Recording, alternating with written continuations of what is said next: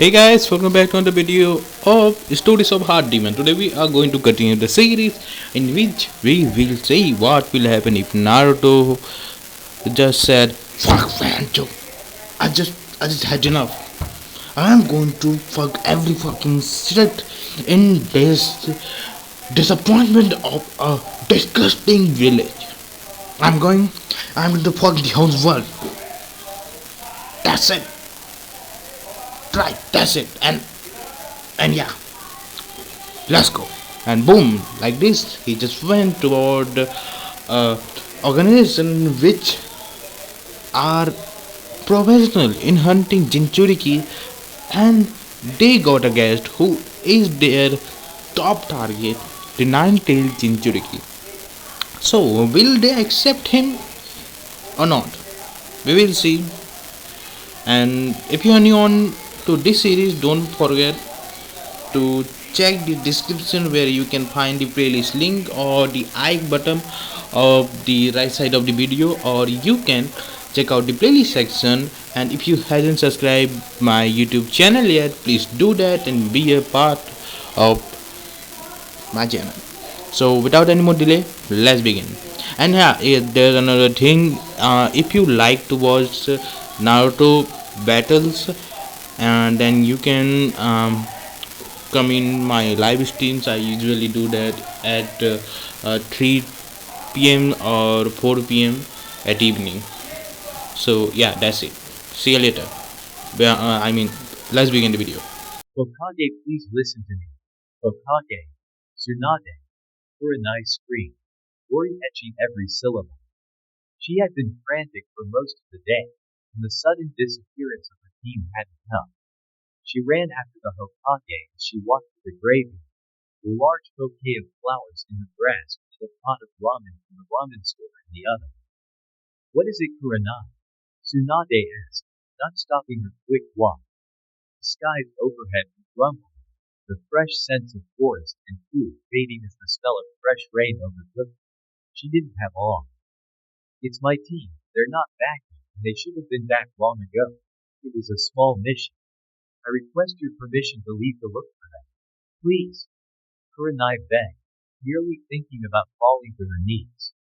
She had a bad feeling in the pit of her stomach, and she felt that setting off before the rain hit was going to be better. Tsunade stopped and turned to look at the kunoichi before her. She was about to open her mouth to deny the request when Kakashi stepped lazily up. At this time of the year he became lazy. No one ever saw him and no one tried. He knew it was partly his fault that Naruto was dead, yet no one blamed him. Tsunade knew he wished they did. Anger was always better than sadness. Hokage, let me accompany Kurenai in retrieval of the team. I am certain that they are safe and well, but it is important for her to make sure. Allow her this. Kakashi's voice was even and laid back, yet Tsunade detected a hint of pain.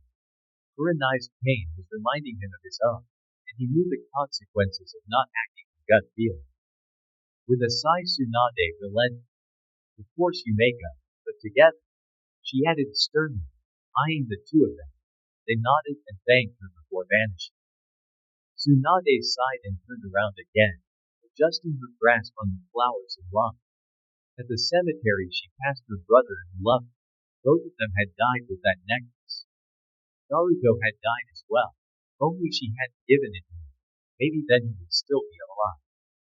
Tsunade fell shamelessly to her knees and wept, clutching the flowers to her chest as if they were a substitute for the cheery, yellow-haired ninja. Oh Naruto, I'm so sorry. Please forgive me, she wept. Kakashi and Kurenai made it past the gate easily, waving their hellos to the two poor souls stuck at the entrance. Kurenai didn't want to lag, so she forced Kakashi into a fast run down the path. Apparently they would have veered off some way down the road, so for the moment it was most sensible to stick to the path. As they ran they saw some figures ahead, a lot of them and running quickly as well. The closer the two groups became, the easier it was to identify everyone. It became clear that they were running towards Sasuke and Sakura and their ninja and medical ninja. They were carrying two limp bodies. Kakashi and Kurenai slowed to watch them pass. They didn't slow. Kakashi saw Sakura commanding the medical ninja and treating one of the limp bodies. When they passed it seemed almost slow motion for that instant. The two ninja were Kamari and Kankuro, and shockingly they were without their brother. This revelation sent Kakashi's stomach dropping down several floors. They were also clearly injured. Kakashi sent him. Sasuke greeted quickly and politely. Kakashi nodded for his student to continue. Sakura felt as if something was off, and he investigated. Gaara is missing. We do not know where he is. Kamari is injured, but will heal in a few days, but Kankuro has been poisoned by a deadly and fast-acting poison. Its origin Sakura is unsure of. We don't know if we can save him. Sakura doesn't know. Sasuke nearly whispered the last part. Kakashi nodded in understanding. It was difficult for the young ninja to freely admit that someone who looked up might not be able to save yet another life. Everyone else Sakura had helped had survived, but this one time, who knew? And Sasuke hesitated and Kakashi saw that there was something else, perhaps something bigger than the poison. He nodded for his student to go on. We saw a ninja in the woods. Maybe the one that attacked the escort. It looked like Naruto. Sasuke whispered the last words, so quietly that Kakashi nearly missed him. He leaned forwards, eye widening at the name. What? He asked stammering. Naruto. The ninja looked like Naruto. Sasuke whispered, eyes staring intensely at his shoe, clasping his hands together in front of him. Kakashi didn't speak for several moments. He only stared at his student with wide eyes, what seemed like a slack jaw. He only managed to right himself to a half-comprehensible humor when Kurenai gently placed a hand on his shoulder. He shook his head angrily. That's impossible. Naruto is dead. There's a ninja disguising himself as Naruto. He's attacking those close to him. He needs to be found and stopped. Is that clear? Kakashi hissed. Sasuke nodded meekly. Tell the Hokage. Tell her to start a search for the ninja immediately. We find him. We find Gaara. I want everyone capable on the task. I'll be leading a search party as soon as I return. I expect you on. Kakashi added, becoming angrier and angrier as the words fell from his mouth. Someone out there was posing as Konohama's fallen hero, and for that he'd show no mercy. Come Kurenai. Kakashi's voice was angry, angrier than Kurenai could remember. She had to use chakra to catch up with Kakashi. His departure was so sudden. It's not Sasuke's fault. Kurenai tried to reason with Kakashi. She couldn't even comprehend the pain that he must be feeling. Kakashi stayed silent, glaring ahead and veering off the path in the direction that the team must have followed. Kurenai sighed tiredly and focused her attention on how the team was doing. She hoped they were all right, and that all her fears were just paranoia. They ran for nearly 2 hours before coming across the team. Kakashi hadn't spoken a word and was jumping from tree branch to tree branch. Sometimes he'd be going so fast that a tree branch would whip back and hit Kurenai in the face. Luckily these were only small ones. He was going so fast and expecting to see the team running at him that he nearly missed their almost limp bodies. It was Kurenai who saw them and cried out, nearly falling off her tree branch. She didn't know what she had expecting at that moment, but she'd been hoping it wasn't what she saw. She dropped down and Kakashi came down next to her seconds after. She quickly took stock of the situation, and it was no less horrid than when she had seen it from above. Kigo was lying tangled in shining fishing wire. The knife stabbed into the ground to hold him there. Blood was running along the wires, cutting into his flesh. One was frighteningly close to cutting off his air supply. Akamaru was right behind his own, silent as the grave, and as still as a statue. He was wounded. His legs all looked broken and blood had run into his eyes and crusted over them. His breathing seemed labored, so Kurenai was suspicious that there were deeper injuries. Hinata and Shino were both unconscious. Shino's bugs were scuttling about him in a frenzy. their noise almost unbearable. Something was wrong with him, internally. Hinata was simply unconscious, a heavy blow to the head. Whoever had done this, it seemed that the boys had fought hard, Kiba especially. Kurenai raced to Kiba's side. Kakashi didn't have to be told to summon his dogs. They came and immediately raced over to Akamaru, whimpering and worrying over one of their own kind. Kurenai tried cutting the string, but it was almost like steel. It wouldn't budge. She then looked for the kunai buried deep in the ground and started to dislodge them, being careful not to make them tight. It was a long process. The way they had been launched was terrifying, especially since it would have had to happen at a rapid pace. It was so intricate that any false move and she was worried she'd slice Kiba in half. He awoke halfway through and looked at his mentor, asking her how the others were. She replied as evenly and honestly as she could, not wanting to upset him or lie to him. At the mention of Akamaru, who had vanished with Kakashi's dogs to return to the village, he nearly cried but was thankful that his friend was safe. Kiba, who did this? Kurenai asked pleadingly, staring at the net of string across his body. His neck and chest was safe. His stomach would have to come next. It was all so terrifying. Kiba's inhaled deeply and his hands began to tremble. It was Naruto. He whispered, the last word almost soundless. Kurenai's hands stopped moving and her head snapped up at Kakashi. He was as still as Akamaru had been, staring at Kiba with his one eye wide in disbelief. No, it was an impostor.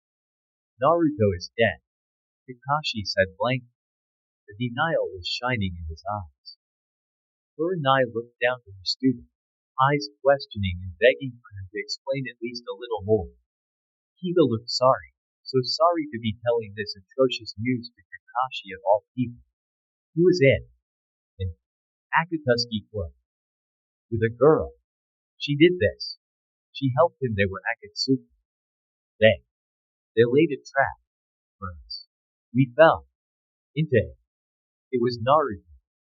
Kiba finished breathless. He closed his eyes and let his head sink back down into the soft ground. Kakashi looked around him like a lost child. His eye was nearly in tears. No, he's delusional. It was an impostor. Kakashi nearly screamed the last sentence.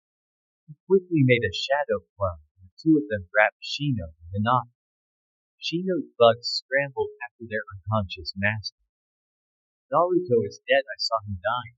I know he's dead. There's a memorial in the village. Naruto is dead. This time Kakashi definitely screamed, voice cracking and breaking, never losing its intensity. Kurenai flinched, about to yell back at him, but then stopped. She let him walk away as she continued with Kiba. She didn't know Kakashi's pain. This wasn't fair on him. She didn't know his guilt. She didn't know anything. He was acting childishly, but Kurenai couldn't say anything because she didn't know how it felt. She just hoped it stayed that way. It was odd, the contrast and how it should be so much different, but the quaint little hospital in the village was abuzz with shouting and screams and moans. It was positively bustling with life, and Kakashi could do nothing but stand in the furthest shadow and brood over what he had heard. He was in complete denial. He had seen Naruto die. Though he had seen him dying, which was even worse. He had left Naruto only minutes from death, of that he was sure.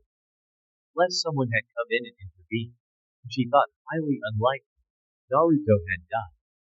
So the person who was attacking officials and teams was using Naruto's features to make it even worse. Kakashi's fist curled up into a ball as he thought of someone making a shamble of his student's memory like that. He could never think of Naruto in the past tense. He was always his student or his friend. He began to watch Sakura as she worked. She was very efficient, but clearly panicked. Kankuro was groaning and moaning, and as each minute passed he became quieter and quieter. Tsunade was also in a panic, for once seeming to care about something other than moping and drinking. The two ladies were using all of their training and chakra ability to prevent the young ninja from dying. Tamari was alright, and so was Hinata. They were coming to him, slowly but surely. Tamari was definitely looking the worst for wear. Hinata was mainly bruised and had a lump on her head. She was looking around with forlorn eyes, looking as hopelessly lost as Kakashi. He began to feel sorry for her. She had loved Naruto, and now this cruel play by the Akatsuki was making the memories come back. He wondered if she had also fallen for it. Kiba had been brutalized. As the strings had come off, they had taken the congealed blood, made extra cuts inside the cuts. He was in immense pain. The medical ninja thought that some of his bones had also been cut. The string was currently being analyzed. Akamaru was in the care of Sume and Hana. The two had let nothing be known except that they were certain Akamaru would survive. Shino had been injured internally. He was bleeding and a slow poison used to stun was circulating. The dosage was high, so everyone was unsure if he'd go into a coma or come out. Kankura, however, was dying. Currently there was nothing that Sakura or Tsunade were doing that was helping him. Kakashi's small light of hope was slowly dwindling away as the minutes passed, and as they did he felt more anger burning towards the imposter and the girl who seemed to have raven hair. In fact, he was going to capture all of the Akatsuki no matter what. None deserved to live after these attacks. Gaara. What are they doing with Gaara? Do they want power, or the beast inside? A tiny voice whispered. The voice was right. That was the question. They had to compile a team and head off immediately, following the already weak trail the Akatsuki had left. They had to get Gaara back home safe and sound. Kakashi sensed him. Someone shouted. It was Sasuke. He came running in the already crowded room and stopped in front of his mentor. His eyes were wide and he was holding up a map in excitement. A large X marked a spot just on the edge of a forest, between the sand and the leaves. What is this? Kakashi asked, his interest peaking. Sasuke grinned, looking mighty pleased with himself. Kakashi's heart flinched.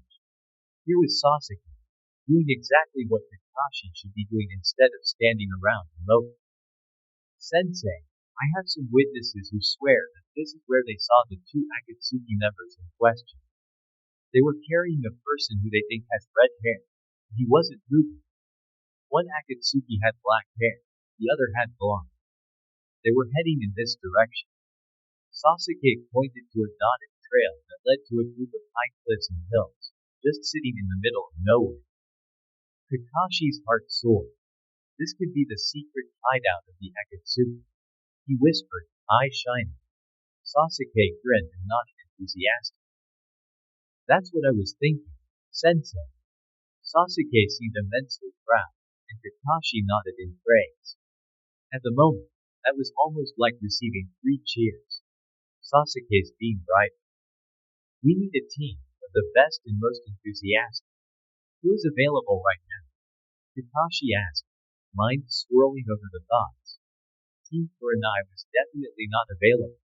Shikamaru was busy, and so were Choji and Ino. That left one team that Kakashi really didn't want to think about. Team Guy. They were brilliant, clearly enthusiastic and strong as well as fast. They needed that, and they were available. Kakashi looked out over the injured ninja and sighed, running a hand through his silver hair. We need Guy's team. He mumbled. Sasuke didn't question. He never questioned his sensei. He thought he had lost that right after running away from Orochimaru. I'll get them assembled, sensei.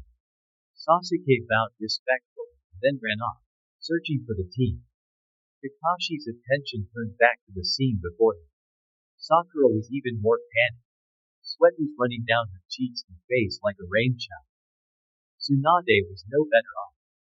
Kumari was crying hysterically, trying to calm herself. She was by Kankura's side, and he was speaking softly and calmly, and his words were making Kumari cry even harder. He was saying goodbye. Such a sweet sentiment, but so painful. Kakashi wondered what Naruto would have said if he had gotten that chance, before Kakashi had betrayed him. Suddenly Sakura screamed in triumph, began directing the others in a strained, strangled mess of words. Luckily everyone but Kakashi seemed to able to understand. and Kakashi's view was blocked with the dying ninja by everyone running around him and jostling. Sakura yelled at them to give her space, and it was like the waters parted and she was left alone. She smiled grimly and worked, hands moving so fast they were a blur. Kakashi smiled grimly at Temari's evident relief and hope. So apparently Kankuro wasn't going to die. Sakura must be pleased with herself, and who knew what Tsunade felt. With a small sigh of resignation, Kakashi strode out from the hospital, determined to wait for the news outside. Hours later Sakura emerged, clothes saturated in sweat, looking like she'd just battled her first Hokage on her own. She grinned tiredly at her mentor and nodded her head gently. She tried to speak, but seemed unable to do so. Kakashi held up a hand before she tried again, gently swaying his head as a shake. No need. He's alive. If he wasn't, you'd be here crying and in shock, and I would be able to hear Temari's wails. Good job. He whispered the compliment, gently laying a hand on Sakura's shoulder. She smiled tiredly and nodded in thanks. You deserve some rest. We're leaving as soon as you're healthy. We need to catch Gaara and those who took him as soon as possible. Sakura nodded, the small fire in her eyes glowing a tad stronger at the words. She too felt anger towards the Akatsuki.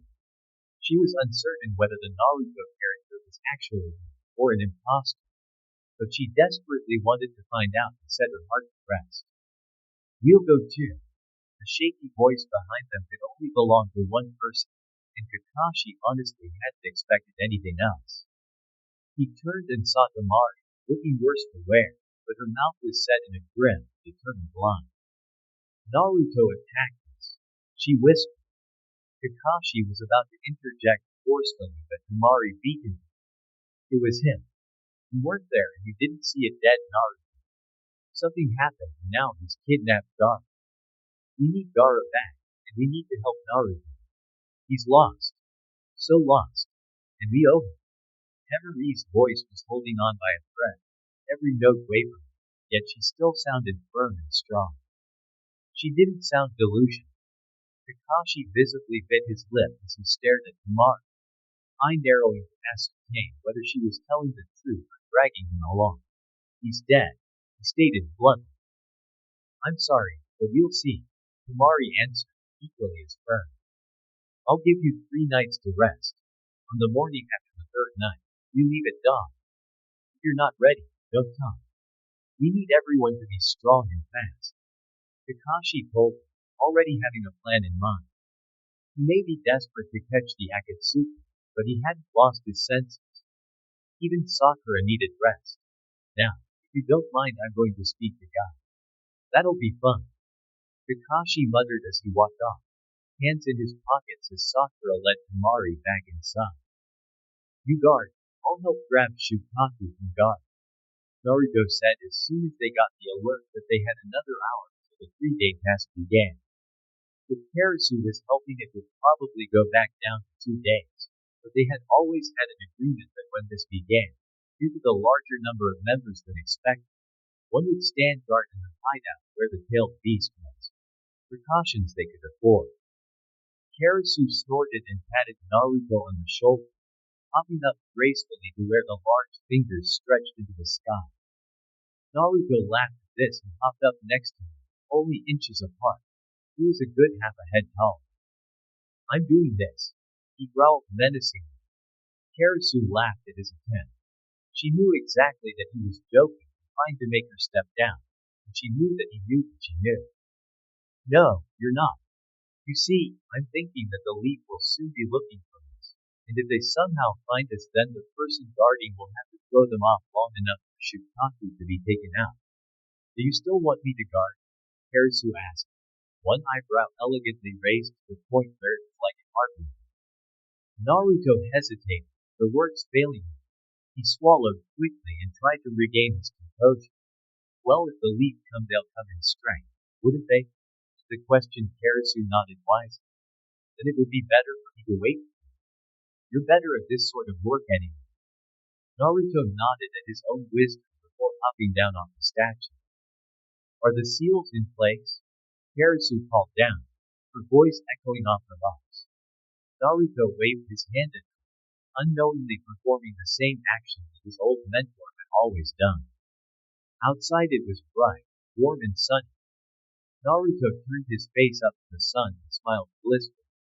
It had been an excellent day, even though Deidara and Sasori were a little miffed that they hadn't been in on the fun. A few birds scattered wildly from the trees by the forest. Naruto saw them take the air in a shrill of frightened calls and shrieks.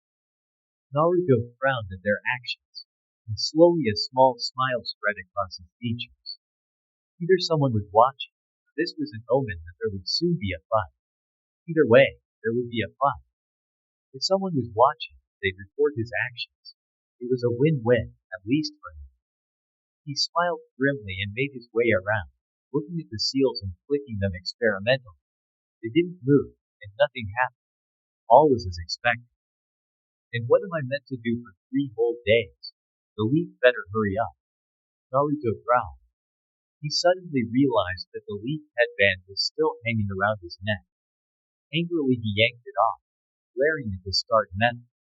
He threw it in the water pool at his feet, scrubbing the sandy substance from the cut. When he lifted it out, it was sparkling and shining, the long kunai cut now clearly visible. He grunted in appreciation of his work.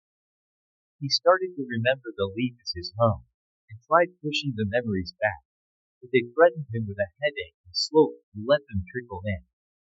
Kissing Sasuke, meeting Kakashi, seeing that Sakura was in his team, training, laughing, his first mission, Jiraiya, guard, the exams. They all flooded him. The memories were bright and filled with laughter and light, filled with a sense of belonging. Sakura had been so beautiful to him. She had also been so determined and strong. Perhaps not in the conventional way, but in every other possible form. Unfortunately, she had been obsessed about Sasuke and hadn't paid Naruto any attention. He remembered Shikamaru, and realizing for the first time that this man was a genius. At the Chunin exams, he had seen the power that Kakashi had given Sasuke and the power that was Shukaku, and then he had witnessed his own incredible power, and he had felt alive. The colors moved and danced in his memory, coming together in fireworks and moving apart. He had felt so happy then, as if he belonged. Last of all he remembered running after Sasuke with Shikamaru, Neji, Joji and Kiba. The plan had been brilliant. He'd expected nothing less from Shikamaru. But slowly their numbers had dwindled until it was only Naruto, and he fought for his village and for the protection of all those innocents. He had also fought for his brother, and he had won in time. He had wanted to go home.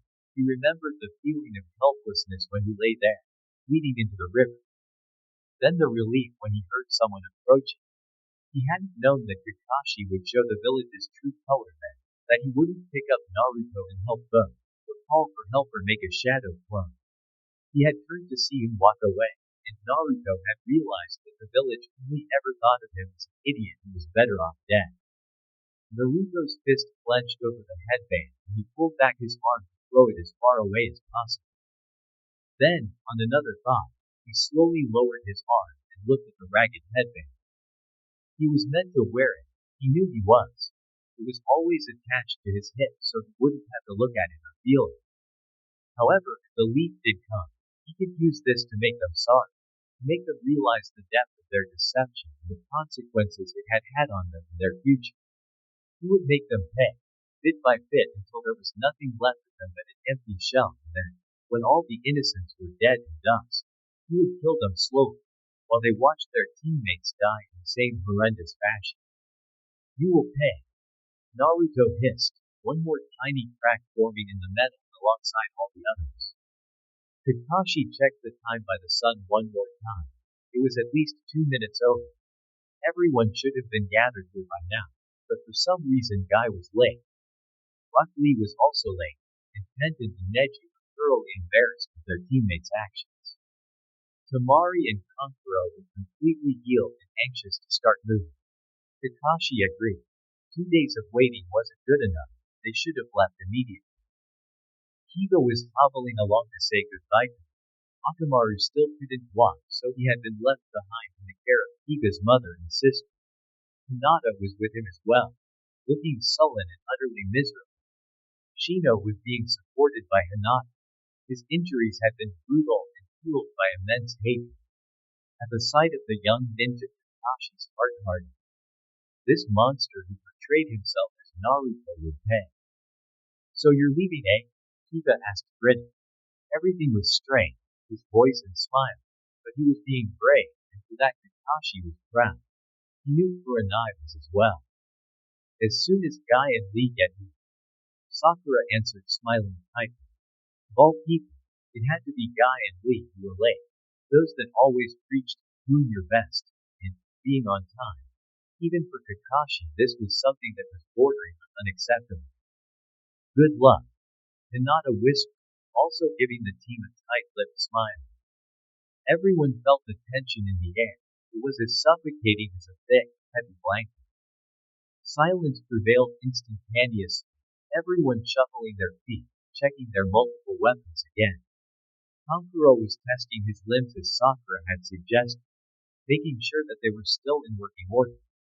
Sakura had demanded that if there was any pain, he tell someone immediately and go home with an escort.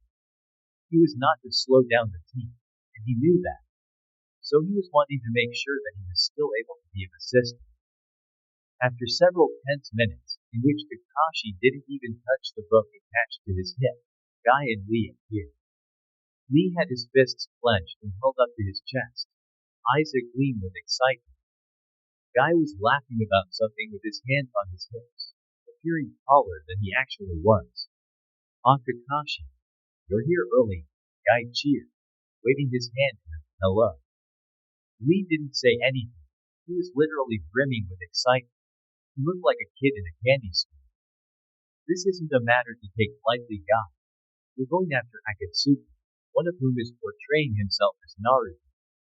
Why are you so late? Kakashi demanded coldly, staring down Guy. Guy didn't take anything to heart, just widened his grin and stopped in front of his rival. Training, isn't that right, Lee? Guy answered immediately, happily looking at his student. Right, Sensei, Lee shouted. Kakashi winced at the volume and took a step back. Oh, it's you three, back on your feet. Good job. Guy congratulated Hinata, Kiba, and Shino. They thanked him hesitantly and tried to attempt a smile. Kakashi, are we ready? Guy asked, turning around on his feet. I'm ready, Sensei. Lee immediately shouted in response, thrusting his hand into the air, waving it around. Guy laughed and patted Lee on the head affectionately. Yes, we're ready. Kakashi muttered, lifting his equipment onto his back again and turning to the three injured ninjas. Take care of yourselves. He told them, a hint of his former warmth returning to his voice. They all noticed it and smiled happily. No matter what, they had to come together as a village, especially now. You too. You're facing the Akatsuki, so make sure not to do anything too reckless. Kiba joked happily. Kakashi's face lifted into a half smile and he ruffled up the young boy's hair. We won't. You have my word. He vowed before turning to the others and gesturing them towards the gate. The three ninjas waited until they couldn't see the others anymore, and then even longer after that. Kakashi turned to Guy as soon as the leaf was out of sight. Where were you this morning? He asked coolly, refusing to be goaded into anything by Guy. Sometimes he was a real nuisance with that, and he especially loved challenges, most of all when he wasn't the one who had suggested them. Kakashi refused to allow him that pleasure. Training, we have a big task ahead of us, and we need the power of youth more than ever. Guy shouted the last part enthusiastically, thrusting his fists into the air in a declaration of power and excitement. Kakashi wasn't the least bit impressed. So shouldn't you have spared that energy instead? Kakashi asked tiredly, wondering why he'd even brought it up. Speaking to Guy could be like speaking to a brick wall. Naruto, you're late to find the ninja who's impersonating Naruto. A small voice in the back of Kakashi's mind reminded him. He locked his jaw tight at the thought. the image of the dying ninja racing through his mind. He wouldn't let his image be spoiled by some brat who didn't know what a wonderful, brilliant ninja Naruto had been. Training gives you more energy, Kakashi. You should know that. Isn't that right, Lee? Guy shouted at his student. He turned around immediately in a whirl of dust and shouted, "Yes, Sensei." Guy laughed and congratulated Lee before walking on at an even faster pace, exclaiming that their destination was in reach if they just hurried on.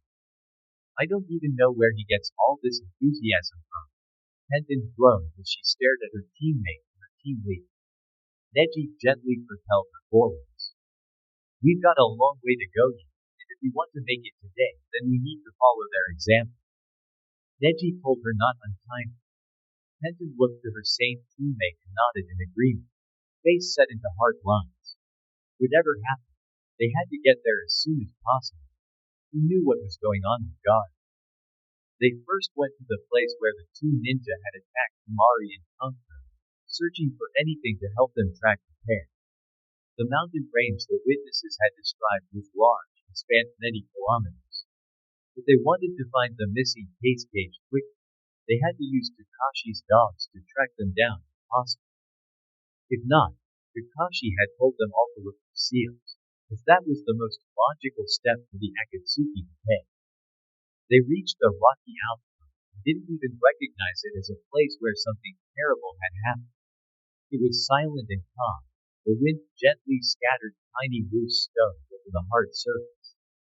The forests on either end retreated, and Sakura and Sasuke both looked to where they had last seen the ninja impersonating Naruto. At least, they hoped Kakashi's theory was right. It had to be. If we don't find anything, we'll go to where Kiba and the others were attacked. Span out and go in groups. We don't want any nasty surprises. Kakashi ordered. Guy nodded, for once acting seriously, and went off with Lee. Tenten and Neji paired up, while the Sand siblings stayed closer than a thief with his goal. Sakura and Sasuke naturally paired up, and Kakashi was alone. He sighed unhappily but shrugged it off. He quickly summoned Haku and told him about what had transpired so far. "So we're sure this ninja is impersonating Naruto?" Haku asked after quietly listening to every word Kakashi had to say. He nodded seriously, eyes hardening at the thought. "I saw Naruto dying. The Akatsuki had no real interest in his life. They could have easily extracted the 9 tails from him and left him for dead. There's no other possibility." His voice was as hard as the rocks around him. Haku turned around and looked at the other ninjas, all bent over like old ladies and searching the ground for anything. The Akatsuki have gone over the line this time. This is beyond disrespectful. Haku muttered angrily. He too remembered Naruto, and his memories were of a cheerful, hard-working young lad who never gave up. Haku was certain Naruto would never go with the Akatsuki. They were bad and he was good. "It is, and we're going to put a stop to it," Kakashi vowed. After half an hour of thorough searching, nothing had turned up. They trekked to where Kiba and his team had been attacked, and began searching again. Not even 5 minutes had passed until Haku had found something. He yelped at Kakashi to come and began nosing a black piece of cloth. "Is this what we're looking for?" Haku asked uncertainly. Black cloths weren't uncommon, but it was too much of a coincidence for it to be here. "It should be. Everyone, stop searching. We have something." Kakashi called out to the others, who all hurried over to the pair. They bent over and looked at the scrap of cloth. It was almost as big as Kakashi's little finger, barely anything, yet apparently it was enough for Haku to have picked up. "Is it theirs?" Tenzin asked suspiciously. She didn't want any false leads. "Too much of a coincidence, it being here. It's got to be. Haku, can you track it?" Kakashi asked the little dog. He sniffed at the cloth again and began to scurry around the ground. He lifted his head and looked at Kakashi with large, bright brown eyes. "Yeah, I can track it. It leads this way, and by the scent they weren't moving slowly," Hakun informed. Kakashi nodded seriously, packing away the cloth and turned to the others. It looks like we'd better hurry. We don't want them to leave without us, he said, already imagining the shocked face of the imposter just as Kakashi defeats him, preparing to bring the Akatsuki back to the league to await their justice. It was going to be glorious. It's taking so long, Naruto grumbled, angrily picking a loose rock. It went clattering over the rocky ground. The 10 ninja atop the fingers completely ignored Naruto, instead focusing all their energy on the task at hand. Why aren't they here yet? He grumbled again, louder this time.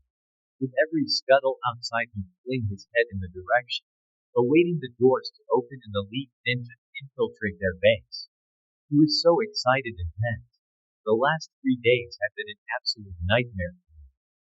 Be thankful they're not. It would greatly disrupt this process. The droning voice of Itachi rang out. Naruto glared at the shadowy ninja before continuing with kicking exactly the same rock. It was like an odd game of soccer for him. This is their friend. They should be running to help him. Why aren't they here? It doesn't take this long, Naruto complained angrily, glaring at the rock and imagining the Leaf's ninjas' faces on it. He could see them all, swirling about and laughing at him. He kicked it so hard the rock splintered and broke apart into thousands of tiny pieces. Good job, you just broke your toy, Hidan chuckled. Shut up, Naruto snapped, whirling around in a storm of black paint. Hidan only chuckled further at his outburst, but remained silent nonetheless. Come on guys, we only have half a day left.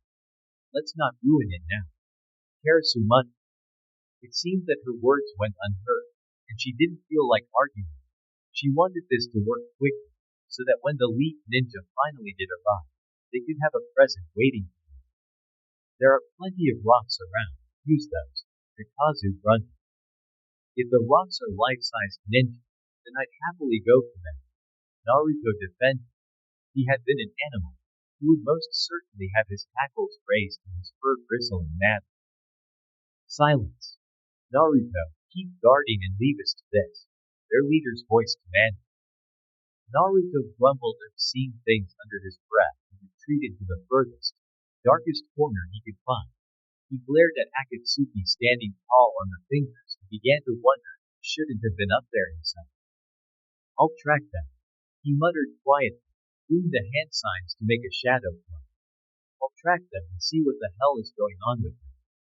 His shadow clone quietly left through the back exit, something that Karasu had been keen to install, and waited there. As soon as his clone saw the others, he vanished and then Naruto would know everything he needed. They were now truly running through the forests and going as quickly as they could until they reached the hidden base. It was a risk they were taking, making themselves burn energy to reach their destination as quickly as possible. But thankfully their chakra stores were rested as good as could be. When they reached the hideout, they planned on retreating and resting for a full half hour, or perhaps an hour depending on their condition, and then attacking. Retreating was the most important factor of that plan, for they didn't know what traps the Akatsuki had set to keep their hideout protected from ninja like themselves. Everyone was okay with that plan. They were prepared to wait, all except for Kakashi. He had acted happy with the plan, satisfied even, but everyone could see the anger boiling just beneath the surface. If needed, Guy had arranged for himself, Neji and Sasuke to hold Kakashi and keep him with the others. If worst came to worst, Sakura would knock him out with a medical jutsu, just long enough for them all to rest. Naturally, Kakashi wasn't privy to this plan. They had been traveling for several hours now, and it was just beginning to become midday. Sakura looked around her and decided this was a good place to rest for lunch. If they didn't eat, their energy stores would be replenished a lot slower. Lunch, she called out, just loud enough for their group to hear, but hopefully not loud enough for spying ninjas. It was always wise to assume that they were being watched and act accordingly, that Sakura had learned from both Kakashi and Tsunade. Everyone stopped on their respective prelims and hurried over to Sakura's. She'd stopped on an extra wide one, with enough room for everyone to dangle their legs over the side and enjoy some sandwiches. They all carried their own food, and so sat down immediately, and began to dig into their food. Without collaboration, they all let out a tired breath at the same time. The worry was nagging away at them, especially the sand siblings, and they all wanted to get this lunch over as quickly as possible. For an instant Sakura thought she saw eyes in the forest, standing right across from them, startlingly blue, as deep as a sky without clouds. Naruto's eyes. Sakura gasped and dropped her lunch. Sasuke and Kakashi were instantly alert, staring at her and then the place where her eyes were riveted. The blue eyes were still there, watching silently and never blinking. Sakura, what is it? Sasuke asked, hand already resting over where his kunai. Kakashi was prepared to lower his mask and reveal the sharing. Don't you see them? The eyes. Right there, right over. There. Sakura turned to Sasuke to speak and then back to where the eyes were pointed. Yet when she looked again, they had vanished without a trace. Sasuke and Kakashi stared at her with concern. The other ninja hadn't noticed that anything had transpired. It had all happened so quickly with muted whispers. Sakura continued to stare at the now empty tree branch, her eyes wide with concern for herself. Was she going mad? Kakashi sighed heavily and ran a hand through his silver hair. It's the nerves. He pulled her gently, before splitting his lunch into two and sharing it with Sakura. She smiled gently and accepted it, not wanting to mention that she was certain those eyes had been Naruto's. She had most probably seen things. It wasn't anything to concern herself with. A slight breeze picked up and lifted Sakura's hair from behind her neck. The air carried with it the scents of the forest, of moist moss and of fallen leaves decomposing, the pines and the oaks, and all the other trees that shared this forest. It smelled of fresh water, and there was a hint of the animals that had found a home here. Sakura lifted her face into the wind, closed her eyes, inhaling deeply and soundlessly. She had to relax, she had to calm down before she did something stupid or saw something stupid. She calmed her racing mind. It had begun to hurt as soon as the eyes had disappeared. She pulled her head into her hands and rested it there, closing her eyes, imagining not what had to be done, but instead what life had been like before Orochimaru had promised Sasuke all those things, before everything had begun to fall apart at the seams. It had been a wonderful time then, and more than anything Sakura wished she could go back and perhaps change things. What she didn't know. However, she felt this overwhelming sensation that she could have done something to change the outcome. Kakashi's gently hand on her shoulder pulled her out of her wonderful daydream, and she looked up at him blinking. It's time to go. He told her before pulling himself to his feet. Sakura did the same and looked at the others. Everyone was preparing to leave, and all had this grim determination on their faces. Now they wouldn't stop until they found the base, and even then only for a short time. They were quickly closing in on the enemy, and soon they'd have the battle. All right, let's go, Sakura shouted, and everyone else nodded sternly before throwing themselves onto the next tree branch, and then the next, and then the next. Naruto opened his eyes and smiled grimly. He saw that they only had 3 hours at the most left, and the team from the league, as well as the Sand siblings, a welcome addition, were 3 hours away at their current speed, perhaps 2.5 if they really pushed it. Knowing them, they'd wait to gain their strength back. They'd have dealt with Gaara before they arrived, and long before they'd figure out how to deal with the seals placed all over their base. They wouldn't need clothes to appear and distract them, which was even better. Naruto wanted them at full strength so he could test himself against them. Any news? Karasu asked from her position on the finger. He saw her looking down at him, eyes now a crystal clear blue. They'll be here in 2.5 hours at best, and even then they'll be resting to regain chakra. They're not idiots, Naruto informed her, grinning gleefully. Karasu nodded, mouth setting itself into a tight line. Are you prepared? She asked him. Everyone was watching him now, even Pain. Of course. Naruto flashed a barbaric smile towards his new teammates, towards his new family. They all seemed to believe and they turned back to their work. Only 3 hours remaining. It was so close, and yet so far away. It was almost worse now that Naruto knew the time. He stood up and walked to the back exit, contemplating whether to leave or not. Turning back slightly, he noticed that everyone was watching him again, yet none of them told him to stop or to return to doing nothing. Naruto glared at the exit. It was so tempting. If it wasn't there, the Leaf's attack would have been an exciting surprise, and he wouldn't have been tempted just then to leave and make a welcoming committee of his own. He walked casually back to the dark corner and sat back down, resting his back against the rough rock wall of the cave. He closed his eyes and focused on keeping his mind empty, completely empty, and without any thoughts. It didn't really work when he heard Akatsuki and Hidan begin cursing and belittling each other again. He opened his eyes and saw their transparent forms glaring daggers at each other, mouths forming words that he was trying his best to block out. Then he noticed that Deidara and Sasori had found their arguing inspiring, and so had decided to argue about art. Pain was ignoring them completely. He was satisfied with the way that this was panning out. All their chakra was still focused on extracting Shukaku from the case cage, and it was continuing as it should. Konan was looking from her leader back to the arguing pairs, and Karasu looked about ready to give up on everyone to go solo. It was then that Naruto realized this was his family. Beforehand, arguing like this had been highly irritating, and he had hated every single one of the Akatsuki. But now, their arguing was soothing, and he enjoyed the times when they all came together. The arguing was an indication of peace, and deep in Naruto's heart felt a small thrill of warmth. What he really wanted, he realized, was peace with this family. Oddly enough, that was achieved through their continuous killing and collecting loot. And even if the 9 tails was extracted from him, he didn't care, because he knew they had a way to revive him without him losing any of his strength.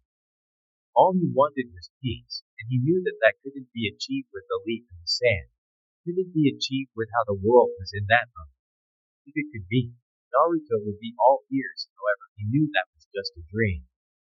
Naruto relaxed once more into the wall and closed his eyes. Tiny smile gracing his lips. It was one that hadn't been seen for 3 years, one of peace and content. He fell asleep listening to the babble of arguing voices, thinking that life really couldn't be any better.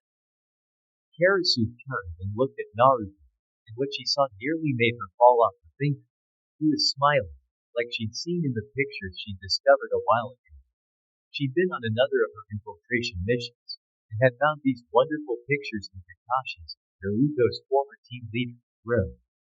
She hadn't ever seen Naruto look as content and happy as those photographs, but there he was with a little smile lighting up his features, looking happier than Karasu could remember. Her heart softened a little as well as she understood what had caused this quiet change. She looked at Kakazu and Hidan, Deidara and Sasori, and thanked them quietly in her head. If Naruto could find something enjoyable in this little band of theirs, then she was certain the others would find something as well, and her gut told her it would be sometime soon. Found it, Hakuin shouted hours later. They had rested. Kakashi hadn't needed to be detained thankfully, and everyone was feeling nervous and anxious as well as incredibly annoyed. The Akatsuki had attacked them, stolen one of their friends or siblings, and they deserved what was now coming to them. Let's go leave, Guy shouted, completely forgetting that they were planning to be quiet. Kakashi looked tiredly to Tenten and Neji for an explanation as Guy and Lee ran off, leaving only a cloud of dust behind. Tenten shrugged apologetically with a little smile, while Neji looked away in embarrassment. Kakashi sighed and trudged after the enthusiastic ninjas, hopping onto a larger rock to look at the fortress ahead of him. A large egg-shaped rock, perhaps 15 Kakashis tall, stood in front of what was presumably a cave. A seal was over the rock, and there were definitely going to be others hidden about the terrain as well. Guy was walking up the rock to the seal, while Lee was searching around with a hand shielding his eyes for another seal. The others caught up to Lee and Guy in a few more moments, looking up at Guy and sideways at Lee, who was beginning to look like Haku. Guy, don't touch him. Kakashi called up tiredly. Guy waved back and looked at the seal in detail. Sensei, I cannot find the other seals. Is this the only one? Lee asked, shouting up to his mentor. Guy looked down at his student and laughed carelessly. It was a loud, booming laugh, and the others all winced. Those on the other side of the door were sure to now notice it. Of course you can't leave. They've been carefully hidden. Kakashi, we need one person on every seal, and we need to rip them off at exactly the same time. Otherwise the trap will be activated on all of the seals. Guy called down. Do you know how many there are? Sakura asked the obvious question. Guy turned back to the seal, not even daring to touch the smooth paper. There ought to be 4. He called back down, with less vigor than before. He was beginning to realize the situation they were in, and the immense trust that was being placed in the lead to turn the case page back to the sand without harm. Alright, Lee, Tenzin, and Neji go to the other 3 seals. Pakun will guide you. Once you've found it, give a signal. Kakashi informed Team Guy. Right, they shouted together, before being led off by Pakun into the nearby bushes. Now Kakashi turned to his remaining teammates. You will need to stand guard here, in case anything happens. Be prepared. This isn't a normal situation we're in. This is the Akatsuki, S-ranked criminals. They'll kill you if they can, so don't hold back. He gave them the last piece of advice before he became silent and staring at the rock. He pulled down his mask and activated the sharing ring. Sasuke activated his as well, and found he couldn't see inside the base. He took a deep breath, mentally preparing himself for what was to come. Sounds like they're getting ready. Naruto sighed, sitting up from his sleeping position and stretching his arms and hands luxuriously above his head. Everyone had disappeared. The cavern was silent and Karasu was staring at the large rock that was currently acting as a door. She looked calm and her eyes were slowly drooping shut. However, Naruto saw that they were now as black as fresh ink, and he knew that she was prepared for battle. Of course, the seals were made easy, by you I'm assuming. They'll get in with no trouble. Karasu sighed, leaning against the statue. Gaara's unmoving body was laying on the ground, face turned towards the door as if mocking those who would come through. Naruto walked casually over to the body and sat on it, staring at the lifeless form. He poked the cheek, and nothing moved. Did a good job, Naruto congratulated dryly. Couldn't be helped. Karasu informed him, taking note of his tone. Naruto looked up at her with darkened eyes. I didn't meant it like that. I meant that I wished I was the one to kill her. Naruto admitted shamelessly. Karasu shrugged gracefully. Then you should have been the one up there. I can't help it if the leaf are as slow as snails. She yawned, holding a hand over her mouth. They lapsed into silence once more, till there was a loud booming noise and the door rolling away from the opening, letting the late afternoon sunlight flood in and illuminate the scene in front of them.